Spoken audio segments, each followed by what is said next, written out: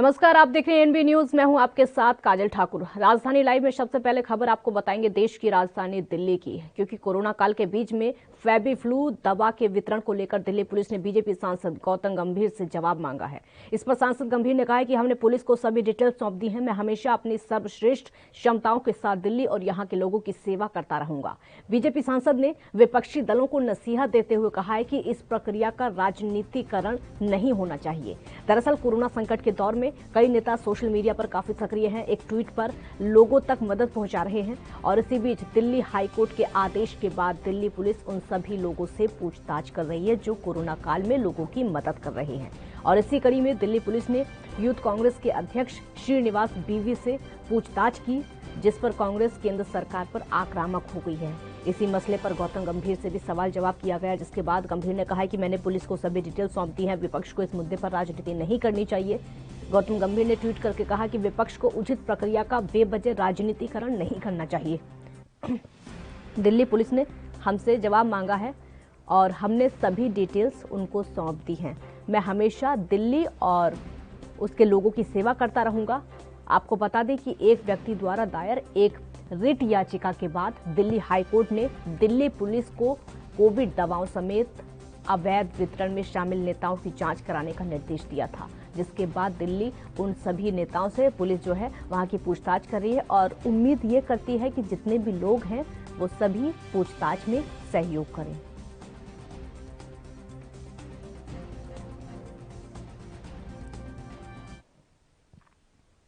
राजीव तिवारी संवाददाता दिल्ली से इस समय हमारे साथ लाइव जुड़ चुके हैं। राजीव, फेबी फ्लू नाम की दवा है जिसके वितरण को लेकर घमासान इस समय चल रहा है, पूरा मामला बताइए।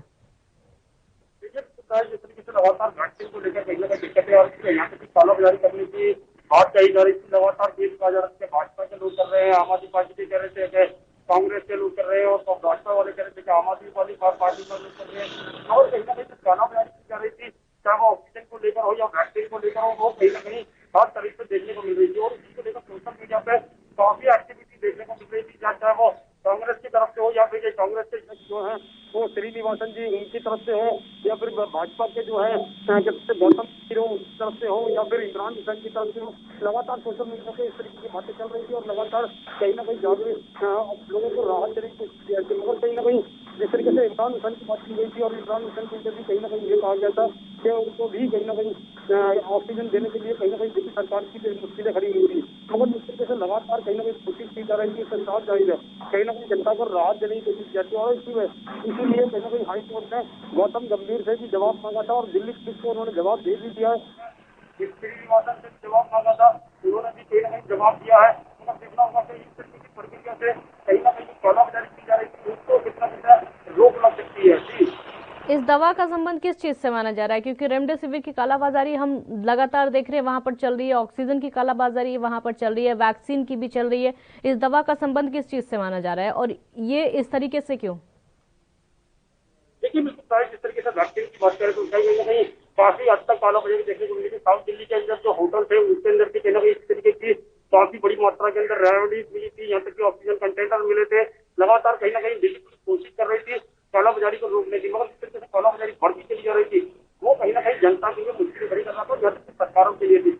और कहीं ना कहीं इसके अंदर बड़े लोगों का हाथ जरूर बताया गया था, क्योंकि बहुत पर कहा जाता है की तरफ से जो भी लोग इनके अंदर दोषी होंगे उनके ऊपर कार्रवाई की जाएगी। मगर लगातार इस तरीके से हाईकोर्ट ने भी संज्ञान लिया, चाहे वो ऑक्सीजन को लेकर हो या फिर गौतम गंभीर को लेकर हो या फिर चाहे श्रीनिवासन को लेकर हो, सबसे पूछताछ की जा रही है और सबों से ही जानकारी बताई जा रही है। मतलब दिल्ली पुलिस को गंभीर की तरफ से कहा गया तो उन्होंने अपना जवाब दिल्ली पुलिस को दे दिया और कालाबाजारी के लिए बिल्कुल तैयार है कि कालाबाजारी नहीं की जा रही है और उस तरफ से सिर्फ जनता की सेवा की जा रही है। मतलब देखना होगा इस मुद्दे को भुलाने की कितनी कोशिश की जा रही है। तो कांग्रेस भी इसी मुद्दे को लेकर भाजपा को घेरने की कोशिश कर रही है और भाजपा जो है वो आम आदमी पार्टी को घेरने की कोशिश कर रही है, मगर लगातार कहीं ना कहीं राजनीति जरूर की जा रही है। जी, क्या और भी किसी से इस मामले को लेकर अभी तक पूछताछ हो पाई है? देखिए बता दें जिस तरीके से लगातार कहीं ना कहीं इमरान हुसैन की बात करें या फिर गौतम गंभीर की बात करें या फिर श्रीनिवासन की बात करें तो लगातार कहीं ना कहीं बड़े लोगों का नाम जरूर आ रहा है इसके अंदर और लगातार कहीं ना कहीं छोटे लोग शामिल है, क्योंकि लगातार कहीं ना कहीं इसके अंदर हर तरीके से यही देखा जा रहा था कालाबाजारी की जा रही है ऑक्सीजन को लेकर, वेंटिलेटर को लेकर, यहाँ तक की कंटेनर को लेकर या यहाँ तक की वैक्सीन को लेकर। मगर कोई दिक्कत नहीं आ रही है और वही चीज दिल्ली पुलिस की तरफ से की जा रही थी कि सब जो कालाबाजारी कर रहे हैं उन लोगों को अरेस्ट किया जाए। मगर जिस तरीके से हॉटस्पॉट में संख्या लिया और कई लोग दूर सकते थे, अस्पतालों के अंदर मौत हुई है कोरोना की वजह से, वैक्सीन की वजह से, ऑक्सीजन की वजह से, ऑक्सीजन न मिलने की वजह से, तो कहीं ना कहीं चिंता का विषय जरूर है। देखना होगा कि इसके साथ साथ कितने और बड़े नाम शामिल हो सकते हैं। जी श्रीनिवास से पूछताछ की आप बात करें, कुछ निकलकर सामने आया उसमें? देखिए बिल्कुल सर, इस तरीके से बात करें युवा कांग्रेस के जो राष्ट्रीय अध्यक्ष है यानी कि श्रीनिवास को, उन्होंने भी बिल्कुल दिल्ली पुलिस को बताया था कि उनके पास भी ऑक्सीजन दी गई थी, लगातार लोगों की मदद करने की कोशिश की गई थी, मगर कहीं ना कहीं वो एक दायरे के अंदर बता रहे थे और लोगों को परेशानी से निकालने की कोशिश कर रहे थे। मगर कहीं ना कहीं रात जाहिर है जिस वजह से कोरोना की जो अस्पतालों करने वाली जो जनता को उस समय होम क्वारंटाइन के अंदर काफी हद तक लोग अपना इलाज करा रहे हैं और जिनको सांस लेने की दिक्कत है, रेमडेसिविर चाहिए या फिर चाहे वैक्सीन चाहिए या फिर और उपचार चाहिए, वो भी कहीं ना कहीं मिलने चाहिए। मगर अभी भी कहीं ना कहीं कालाबाजारी और रेमडेसिविर को लेकर लगातार कहीं ना कहीं कालाबाजारी लगातार लोगों की गिरफ्तार कर रही है, जो कालाबाजारी कर रहे हैं, ऑक्सीजन को लेकर हो या फिर वैक्सीन को लेकर हो। जी विपक्ष पर आरोप लगातार लग रहा है इस मामले में राजनीति करने का, उसके पीछे विपक्ष का मकसद क्या? देखिए बिल्कुल बात करें विपक्ष की, तो विपक्ष लगातार पीछे सवाल जरूर दागता नजर आ रहा है, क्योंकि लगातार कहीं ना कहीं भाजपा की कमियां जरूर रही हैं। भाजपा की बात करें या दिल्ली सरकार की बात करें, लगातार कहीं ना कहीं कमियां जरूर रही है, क्योंकि 1 साल का लंबा समय था, उस समय कहीं ना कहीं कंट्रोल करने की बात की जानी थी, मेडिकल डिपार्टमेंट को बढ़ाने की बात की जानी थी, बेडों की संख्या बढ़ानी चाहिए थी, ऑक्सीजन की संख्या बढ़ानी चाहिए थी, मगर वो भी कहीं ना कहीं देखने को नहीं मिली। और जब तक कोरोना काल की जो दूसरी लहर आई, उससे कहीं ना कहीं सब कुछ तहस नहस हो गया। उसके वजह से कहीं ना कहीं अब राजनीति जरूर की जा रही है, क्योंकि श्रीनिवासन की बात करें या फिर दिल्ली प्रदेश जो कांग्रेस के अनिल कुमार जी, उन्होंने की भी लगातार कहीं ना कहीं दिल्ली सरकार पर निशाना साध रहे, भाजपा पर निशाना साध रहे, मगर लगातार कहीं ना कहीं राजनीति की जा रही है। अभी भी अगर तीनों ही पार्टियां मिलकर जनता का सहयोग करें और जनता को कोरोना जैसी महामारी से निजात दिलाने के लिए कोशिश करें, तो कहीं ना कहीं जो मरीजों की संख्या अभी भी अस्पतालों के अंदर बढ़ी हुई है, क्योंकि आईसीयू बेड और ऑक्सीजन बेड लगातार बढ़े हुए हैं, कहीं ना कहीं वेंटिलेटर की संख्या भी बढ़ी हुई है, मगर मरीज जो है वो अभी तक घटने जरूर कोरोना के आंकड़े हुए हैं, मगर अभी अस्पतालों के हालात इतने सुधरे नहीं है जितने दिल्ली सरकार या फिर भाजपा कहीं ना कहीं आशंका लगा रही है। जी इसी बीच में कोरोना को लेकर अपडेट आपसे चाहेंगे, क्योंकि दिल्ली में हम देख रहे हैं, देश की राजधानी में एक समय था जब एक दिन में 24-25 हजार केस सामने आते थे। आज वो दिन आ गया है कि जब एक दिन में तकरीबन 8,000 केस सामने आ रहे हैं। कैसा लग रहा है, कैसे हालात इस समय वहां पर हैं?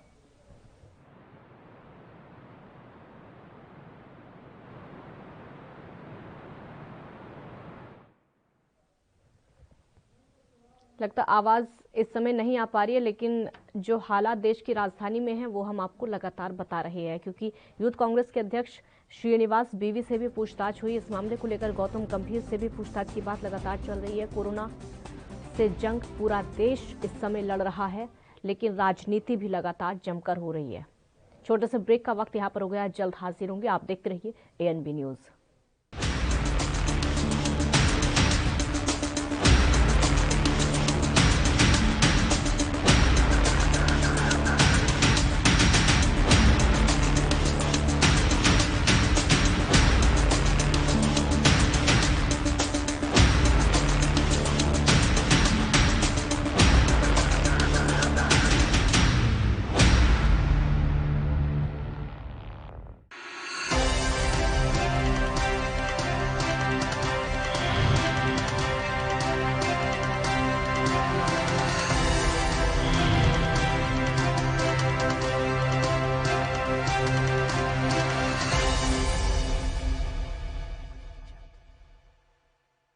कोविड-19 ਟੀਕਾਕਰਨ ਸੁਰੱਖਿਅਤ ਹੈ। ਆਪਣੀ ਨੇੜਲੇ ਸਰਕਾਰੀ ਅਤੇ ਪ੍ਰਾਈਵੇਟ ਟੀਕਾਕਰਨ ਕੇਂਦਰ ਦਾ ਪਤਾ ਲਾਉਣ ਲਈ www.cowin.gov.in/home ਤੇ ਲੌਗਇਨ ਕਰੋ ਅਤੇ ਟੀਕਾਕਰਨ ਨਾਲ ਜੁੜੇ ਨੰਬਰ, ਜਗ੍ਹਾ ਅਤੇ ਹੋਰ ਸੂਚਨਾਵਾਂ ਬਾਰੇ ਜਾਣਕਾਰੀ ਹਾਸਲ ਕਰੋ। ਟੀਕਾ ਲਗਾਓ, ਪਰਿਵਾਰ ਬਚਾਓ। ਪੰਜਾਬ ਸਰਕਾਰ ਵੱਲੋਂ ਜਨਹਿਤ ਵਿੱਚ ਜਾਰੀ।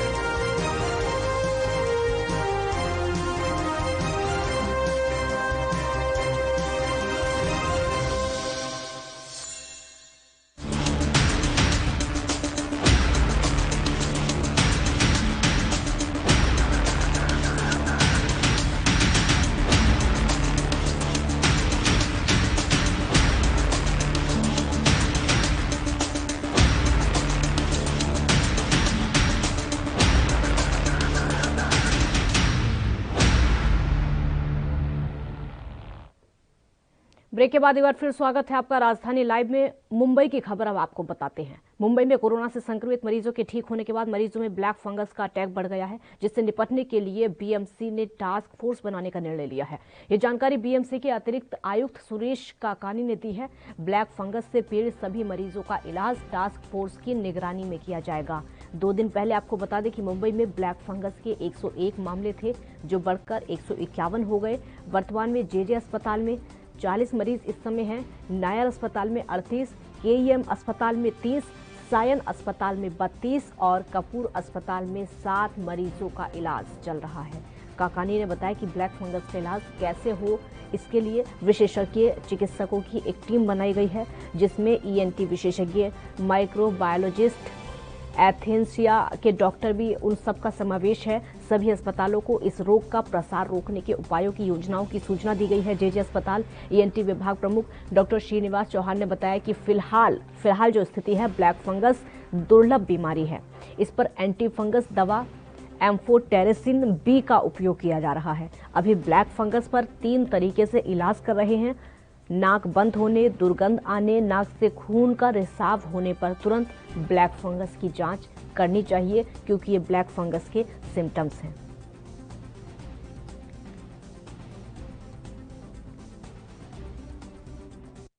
न्यूक्लियर माइक्रोसिस जिसको हम कहते हैं, उसको हम फंगल इन्फेक्शन भी कहेंगे, जिसके सिम्टम्स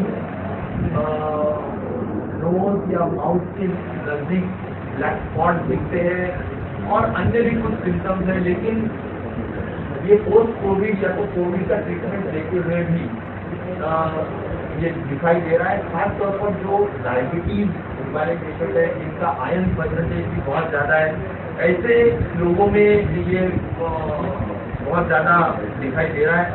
और जिसका इम्यूनिटी सप्रेस्ड है, उसका असर ज़्यादा दिखाई दे रहा है।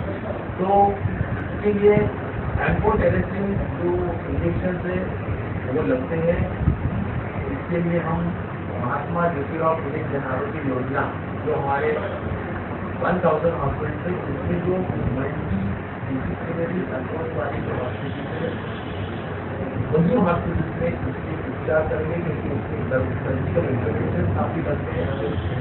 देने से उसका हल नहीं होने वाला। और इसके लिए ये जो मेडिकल कॉलेजेस हैं, चाहे गवर्नमेंट के हो, प्राइवेट हो, इनमें हम ये ट्रीटमेंट कराएंगे। और खासतौर पर जो हमारे 1000 हॉस्पिटल हॉस्पिटल जो हम लिस्ट आउट करेंगे, उसमें हम ये जरूर ट्रीटमेंट करेंगे। तो मुझे लगता है कि 2 तरीके से हम इसमें ये करने वाले हैं। इसके जो रेट्स है, एमआरपी रेट कम करने के लिए नेशनल फार्मा प्राइसिंग अथॉरिटी एनपीसीए को हम चिट्ठी लिख रहे हैं और जिसमें हम बहुत नम्रतापूर्वक कह रहे हैं कि वो इंजेक्शन 2000 रुपये में कुछ दिन पहले मिलता था, वो अभी 6000 रुपये में बढ़ गया है। तो ऐसा एमआरपी का जो गैर फायदा हम बोलेंगे, वो न लेने की वजह से एमआरपी कम करना चाहिए, जरूर सीखेंगे। रहा सवाल हमारे जो महात्मा ज्योतिराव फुले जन आरोग्य योजना के जो हॉस्पिटल है, जहाँ पर इनकी ट्रीटमेंट की जाएगी, उसका अगर पैकेज का वैल्यू कम है, तो हम जरूर मेडिसिन का जो खर्चा है, वो मेडिसिन हम फ्री गवर्नमेंट की तरफ से उन प्राइवेट हॉस्पिटल को, जो हॉस्पिटल महात्मा ज्योतिराव फुले जन आरोग्य योजना में एम्पैनल्ड है, उनको हम देने के लिए भी हमारे पास प्रस्ताव आ रहा है। उससे भी हम जरूर। राजधानी लाइव में एक छोटे से ब्रेक का वक्त यहाँ पर हो गया, जल्द हाजिर होंगे।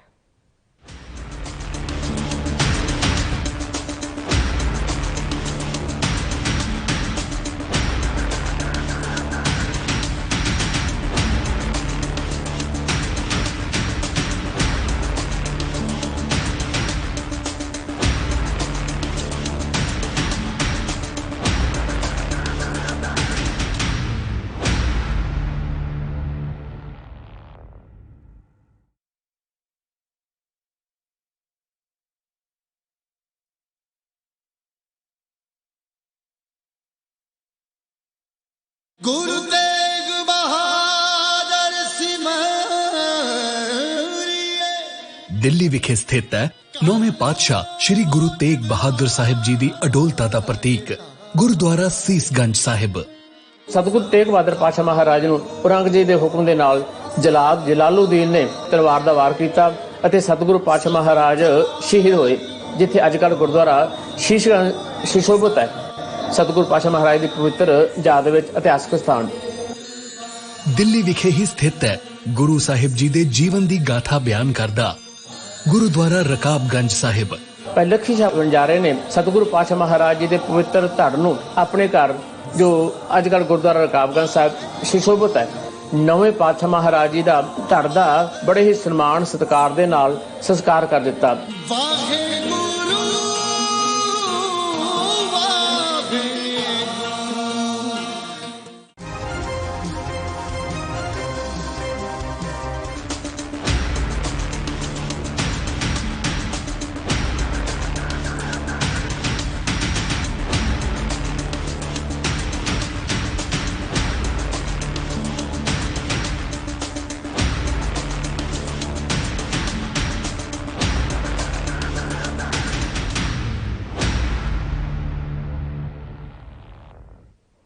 ब्रेक के बाद एक बार फिर स्वागत है आपका। तो मुंबई में इस समय जो हालात देखने को मिल रहे हैं, ब्लैक फंगस का असर बहुत ज्यादा हो चुका है और अब इनकी संख्या जो है, जो मरीजों की संख्या है 151 हो चुकी है। सत्य प्रकाश सोनी हमारे साथ संवाददाता मुंबई से इस समय लाइव जुड़ चुके हैं। सत्य प्रकाश, ब्लैक फंगस का असर बहुत ज्यादा देखने को मिल रहा है, खासकर उन मरीजों में जो कि कोरोना से ठीक हो जाते हैं, उनमें ये असर देखने को मिल रहा है। और सबसे बड़ी बात यह है कि जो डायबिटीज के मरीज हैं उनमें ये देखने को मिल रहा है। अब टास्क फोर्स का गठन किया गया है, किस तरीके से काम करेगी?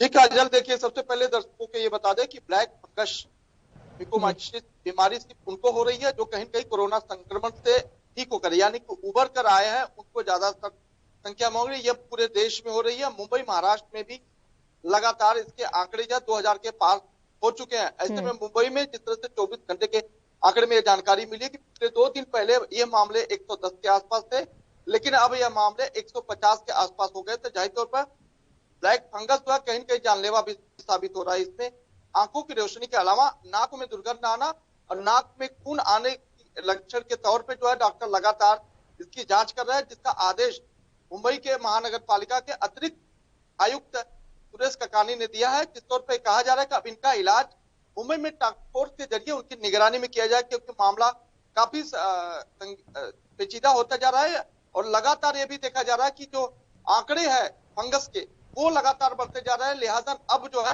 टास्क फोर्स की निगरानी और टास्क फोर्स के जरिए जो है इनका इलाज करने की बात कही जा रही है। टास्क फोर्स का गठन किया गया, किस तरीके से काम करेगी? कैसे मरीजों की जांच की जाएगी या फिर मरीजों का पता लगाया जाएगा? ये जो टास्क फोर्स है कैसे काम कैसे करेगी? देखिए काजल, मुंबई में जितने बड़े हॉस्पिटल हैं उन हॉस्पिटल के तमाम विशेषज्ञ डॉक्टरों की बात अगर करें तो ENT से लेकर तमाम जो एनेस्थीसिया के डॉक्टर रहते हैं उनकी एक टीम बनाई जाएगी। उस टीम में तमाम विशेषज्ञ डॉक्टर रहेंगे। जैसे जेजे हॉस्पिटल की बात किया जाए या नायर हॉस्पिटल की बात किया जाए या फिर KM हॉस्पिटल की बात, तमाम डॉक्टरों की टीम बनाई जाएगी जिसके निगरानी में इन तमाम मरीजों का जो है इलाज किया जाए। हालांकि एक डॉक्टर जो नेतृत्व करेगा उनके अंदर में तमाम डॉक्टर्स रहेंगे जो टास्क फोर्स के तौर पर काम करेंगे। तो जाहिर तौर पर ये टीम लगातार उन लोगों को सचेत करेगी, जागरूक करेगी कि किस तरह से इसका उपचार करना है, इसके रोकथाम के कितने उपाय हैं, इसके लक्षण के कैसे उपाय हैं, वो सारी चीजों पे जो है लगातार निगरानी रखी जाएगी। सत्य प्रकाश, एक तरफ तो कोरोना का डर है लोगों में, क्योंकि महाराष्ट्र में जिस तरीके से कोरोना का असर देखने को मिल रहा है, बहुत ज्यादा डर है लोगों में, घबराहट है, कैसे इससे निपटा जाएगा? घरों में कैद होने को लोग मजबूर हैं, लेकिन अब ये दूसरी बीमारी बहुत ज्यादा चिंता का विषय महाराष्ट्र के लिए खासकर। जाहिर तौर पर काजल, देखिए जिस तरह से कोरोना के दूसरे फेज के दौरान लगातार कोरोना की वजह से लोगों के मौत के आंकड़े बढ़ रहे हैं, ऐसे में एक बार फिर से लोगों के लिए खतरा बनता जा रहा है ब्लैक फंगस, जो कहीं न कहीं आम जनता की जिंदगी के लिए काफी जो है दुभर कर दिया है। लिहाजा अब उनकी जिस तरह से बोला जा रहा है कि ब्लैक फंगस के द्वारा अगर इन्फेक्टेड होते हैं तो आपकी मतलब मरीज की जो आंख भी जा सकती है, तमाम तरह की बीमारियां और फैल सकती है। उसको लेकर कहीं न कहीं लोगों में डर जरूर फैल गया है। बहुत शुक्रिया सत्य प्रकाश आपका इस पूरी जानकारी के लिए। तो ब्लैक फंगस का डर जो है इस समय लोगों में फैल चुका है। महाराष्ट्र में इसके अब तक 151 केस आ चुके हैं। एक तरफ कोरोना का डर, लेकिन दूसरी तरफ ब्लैक फंगस का डर और ज्यादा चिंता बढ़ा रहा है लोगों की। कैसे इसका इलाज किया जाएगा, क्योंकि मौत का खतरा इसमें भी है। राजधानी लाइव में अब चंडीगढ़ की खबर आपको बताते हैं। पंजाब के मुख्यमंत्री कैप्टन अमरिंदर सिंह ने ग्रामीणों से अपने गाँव में आंदोलन को केवल उन लोगों तक सीमित रखने का आग्रह किया है जो कि वायरस से मुक्त हैं। राज्य के लोगों को एक लाइव फेसबुक टेलीकास्ट में संबोधित करते हुए मुख्यमंत्री ने अगले 2 महीनों में ग्रामीण क्षेत्रों में सख्त कदम उठाने का आह्वान किया है, जिसे उन्होंने बेहद महत्वपूर्ण बताया है। अब ग्रामीण क्षेत्रों में मामलों की वृद्धि देखी जा रही है, इसलिए हमें बहुत सावधान रहने की जरूरत है। उन्होंने ग्रामीणों से बाहरी लोगों को दूर रखने और केवल कोविड मुक्त लोगों को प्रवेश करने की अनुमति देने के लिए ठिकरी फेरे आयोजित करने का आग्रह किया है। मुख्यमंत्री ने लोगों से अपने आप को, अपने परिवार और पंजाब को बचाने के लिए अपने मोहल्लों और गांवों को बचाने का आह्वान करते हुए कहा है कि समय पर अस्पताल में जाने में देरी ना करें। हमारे पास हर जगह डॉक्टरों की टीम है। अगर आप अस्वस्थ महसूस करते हैं तो उनसे संपर्क करें। उन्होंने आग्रह किया है कि इस बार बिल्कुल भी लापरवाही नहीं बरतनी है और इस बात पर जोर देते हुए कहा कि इलाज के लिए जाने में देरी के कारण लोग L3 स्तर पर ही समाप्त हो रहे हैं, जबकि L2 बिस्तरों का अधिभोग 50 है। L3 स्तर पर वर्तमान में लगभग 90 बिस्तरों पर कब्जा कर लिया है और राज्य सरकार एक और 2000 जोड़ने की प्रक्रिया में है। उन्होंने इसका श्रेय लोगों के समय पर इलाज के लिए नहीं जाने को दिया है। इसको देखते हुए बीमारी के 3 चरण हैं, जिनमें से पहले घर पर प्रतिबंधित किया जा सकता है। कैप्टन अमरिंदर सिंह ने लक्षणों के पहले संकेत पर डॉक्टरों के पास जाने के लिए लोगों से अपनी दलील दोहराई। उन्होंने कहा कि डॉक्टरों का जो इलाज है वो लगातार कर रहे हैं। साथ ही अपील भी की है कि मैं ये समझने में विफल हूं कि हम इस तरह से राज्य और आपके परिवारों के हितों को क्यों नुकसान पहुंचा रहे हैं। हम नहीं चाहते कि पंजाब, दिल्ली और महाराष्ट्र के रास्ते पर चले, जिन्होंने सेकंड के बीच में ही अभूतपूर्व समस्याओं का अनुभव कर लिया, क्योंकि दूसरे फेज में ही बहुत ज्यादा दिक्कतों का सामना करना पड़ा है। ये बीमारी दुनिया भर में कहर ढा रही है, यहाँ तक कि सबसे उन्नत देशों के लिए भी प्रतिरक्षा नहीं हो पाई। लोगों से अपनी सरकार को, राज्य को बचाने में मदद करने का आग्रह किया है। साथ ही मुख्यमंत्री ने कोविड चुनौतियों के बीच में गेहूं खरीद के निर्बाध रूप से पूर्ण होने पर प्रसन्नता व्यक्त करते हुए इस उपलब्धि के लिए राज्य के मेहनतकश किसानों की सराहना की है और कहा कि पिछले वर्ष 129 लाख मीट्रिक टन की तुलना में इस वर्ष कुल 132 लाख मीट्रिक टन गेहूं की खरीद की गई है। साथ ही कहा कि इससे किसानों को 26,000 करोड़ रुपए की कमाई हुई है, जबकि पिछले साल की अगर बात करें तो 24,600 करोड़। हमने लड़ाई जीत ली है, लेकिन महामारी का खतरा लगातार बना हुआ है। तो सीएम की तरफ से साफ तौर पर कहा गया है कि ये जो दूसरी लहर है, हम नहीं चाहते कि पंजाब का हाल दूसरे राज्यों के जैसा हो।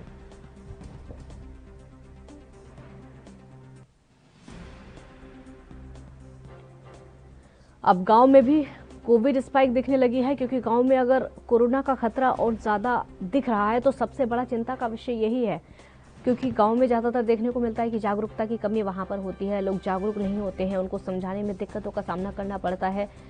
और अब ये जो दूसरी लहर है, धीरे धीरे शहर के साथ साथ गांव में भी फैलती जा रही है। लोगों में दिक्कतें, ना तो संक्रमितों के आंकड़े कम होने का नाम ले रहे हैं, ना ही मौत के आंकड़े कम होने का नाम ले रहे हैं, जिसकी वजह से राज्य सरकार की तो चिंता बढ़ी रही है, उसके साथ साथ में स्वास्थ्य विभाग भी चिंता में पड़ा हुआ है कि आखिरकार कैसे होगा। जहां तक आंदोलन की बात है, क्योंकि किसान आंदोलन लगातार चल रहा है और उसी आंदोलन में लोग पहुंच रहे हैं, एक एक करके जो पंजाब के लोग हैं दिल्ली की सीमा पर पहुंच रहे हैं। अब सीएम की तरफ से अपील की गई है कि जो लोग संक्रमित हैं वो बिल्कुल भी घर से बाहर ना निकले, वो घर से बाहर ना जाएं।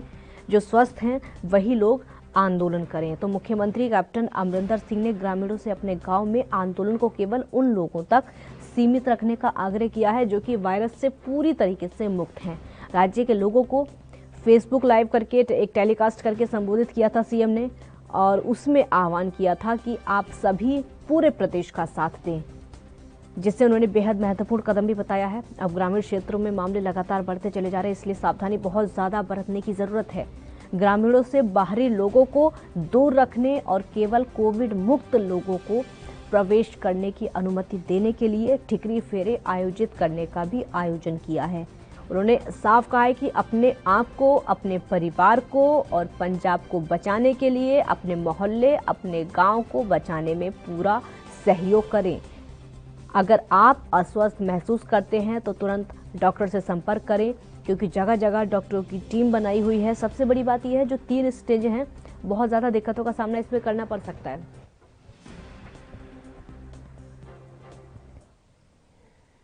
राजधानी लाइव में फिलहाल इतना ही। आप देखते रहिए ANB न्यूज। नमस्कार।